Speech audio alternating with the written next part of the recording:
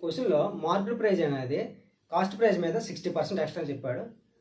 Cost price అనేది మనకి 1500 ఇచ్చాడు, డిస్కౌంట్ 420 ఇచ్చాడు. అయితే ప్రాఫిట్ లాస్ మనం కొనుక్కోమన్నాడు. ఇక్కడ డిస్కౌంట్ అనేది 420 ఇచ్చాడు కదా, ఆ డిస్కౌంట్ ఎలా వస్తుంది మనకి? మార్కెట్ ప్రైస్ మీద కదా. సో ఫస్ట్ ఆఫ్ ఆల్ మనం మార్కెట్ ప్రైస్ క్యాలిక్యులేట్ చేయాలి. సో కాస్ట్ ప్రైస్ మనం 100 అనుకుంటే అది క్వశ్చన్లో మనకి 1500 ఇచ్చాడు. ఓకే, తర్వాత మార్కెట్ ప్రైస్ మనకి 60% ఎక్స్ట్రా అన్నాడు కదా, సో ఇది 160 అవుతుంది. సో మనం 10%నే 150 అవుతుంది కదా. సో 60% ఎంత అవుద్ది? 900 కదా. 900 1500 2400 అనమాట. సో మనకి ఇప్పుడు డిస్కౌంట్ ఇచ్చాడు. డిస్కౌంట్ అనేది 420 ఇచ్చాడు.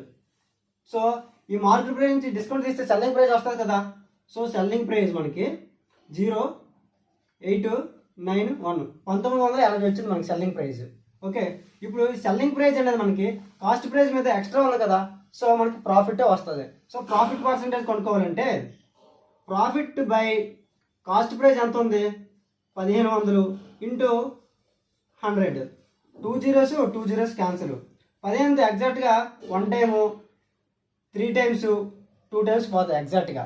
సో 32% అనేది మనకి ప్రాఫిట్ వస్తుంది.